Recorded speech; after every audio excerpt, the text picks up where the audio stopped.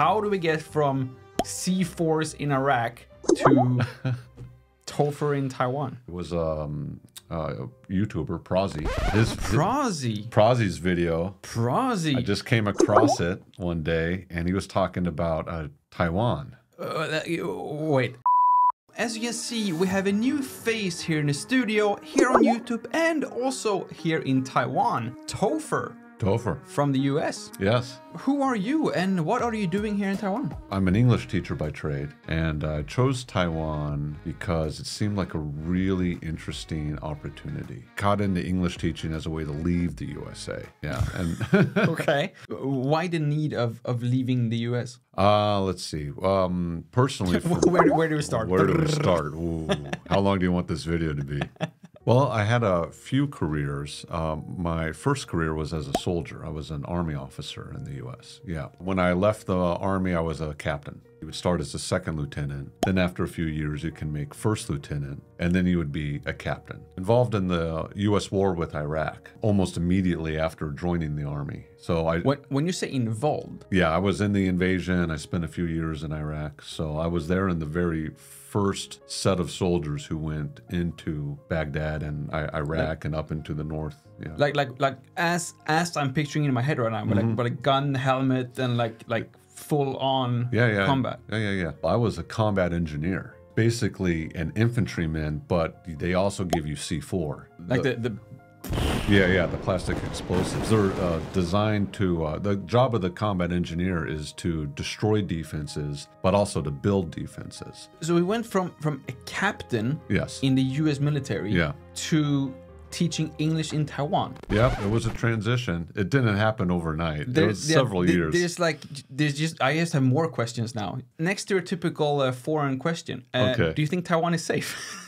I do. The media, I think, wants to portray Taiwan as potentially not being safe because it gets clicks. It's going to get views, right? So everyone has their own motive for it. The Chinese have their own motive for, all their bluster. And the Western world, particularly the US media, have their own motive for it. And, but the reality is, if you really dive deep and analyze the situation, if there is any sort of military action against Taiwan, it's not going to be nearly as effective as what people think they will be. It's not going to be like another Ukraine. How do we get from C4s in Iraq to Topher in Taiwan? I got very disillusioned with the just God and country U.S. Army mentality. A lot of it had to do with corporate profits, which I was not cool with. And so once I could leave, I did leave. I went to corporate America, which, you can make some good money there, but really unhappy in corporate America. I didn't last very long. Really kind of lost for a while, because I grew up in the military and formed a very strong identity. Very difficult to find people who could really relate to my situation. So it was a difficult time for me transitioning, trying to figure out who I wanted to be next. The reality of having people's lives and their safety being your responsibility ultimately is just a tremendous amount of stress. No idea when it's your last day. I came to the conclusion early on that time is a much more valuable resource for me than money. So enjoying my time became a much higher priority than how much money can I make. But that itch for adventure was coming. I was like, you know what? I've always wanted to live in East Asia. Let's try out Japan. How could I do that? Unless you speak Japanese, English teaching is the easiest way for an American to go in and live in Japan. I learned how to be a teacher, and I was in Japan for about a year. It's a cool country. I really like it, but it wasn't a perfect fit for me. During the pandemic, I went back to the US. I just didn't know how bad it was going to be. It's extraordinarily expensive. So even people who are earning hundreds of thousands of dollars a year, they can't miss a month of work. So it's not as glamorous as it seems. I was looking at different places. Maybe I'll try living in Thailand for a while. And it was YouTuber Prozzy.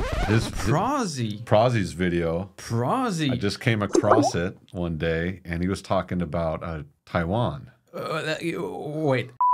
Prozzy is literally the most negative foreign YouTuber we have here in Taiwan. Taiwanese cities look like dog shit. They look old and tired, or like they're gonna fall over at any second, like me. You watched Prozzy's videos and then decide to move to Taiwan. I watched a Prozzy video. You know, you watch a Prozzy video, then one of Life in Taiwan videos will come on, Alan. And Okay. Really, when I was doing my research about Taiwan, I started to dive into YouTube. And of course, your channel, Cole Fogel, his channel, Wes Davis. I started watching a lot of Taiwan-based YouTube and realized that, like, oh, seems like a great opportunity. Even Prozzy can do it. Even Prozzy, yeah. Hey, look, this guy got a job there. Yeah, anyone can do it.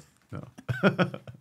But before that, my exposure to Taiwan was very limited. I'd only known one person who actually traveled to Taiwan, and she had nothing but great things to say about it. But still, the idea that Taiwan's not a safe place was always in the back of my mind because that's all the media says. I researched that and realized that that's not really the case. First of all, you're the first person I've ever talked to who has watched Prozzy's videos and then decide to move to Taiwan. But it also explains to why you now live in Kaohsiung and not Taichung. Yeah, I think. Yeah. If you watch Prozzy's videos. Yeah. Your impression after watching our YouTube videos and then now after living in Taiwan for like 9 months yourself, are we doing like Taiwan justice, or are we missing something in our videos that you feel like no one told me this? No, I think the YouTube community here, the foreign YouTube community, does a good job doing justice to Taiwan. There are a couple things that I was still surprised by, like the singing garbage trucks, things like that. You know, nothing major.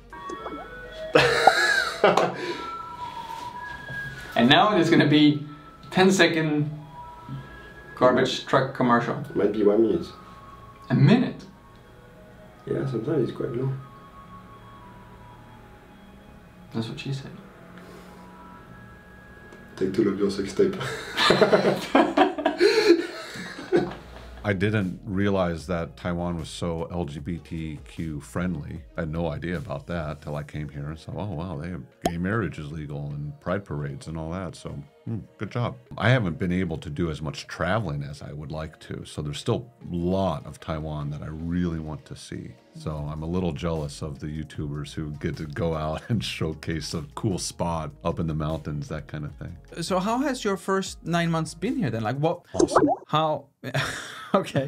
The Taiwanese people are some of the most welcoming, kindest, nicest people I've ever met in my entire life. You know, I've traveled through Europe twice, all over the US, I've lived in different parts of Asia, and Taiwanese are just amazing. Amazing, just incredible. So many times when I start living or go to another country, I kind of feel like a fish out of water, especially when I just moved to another country. I'm like, oh, is this really the right idea? Is this a good idea? None of those feelings with Taiwan. Taiwanese have gone out of their way to be incredibly just, I don't know, welcoming, helpful. That was surprising to me. I mean, it's one thing to hear it maybe on a YouTube channel, but then to actually experience it is a different story. I think I'm going to stay in Taiwan for a very long time. I love Taiwan. It's awesome. It has all the benefits of a place like Japan, which is developed and safe and great. And it has a lot of the benefits of Southeast Asia, which has a reasonable cost of living and good weather.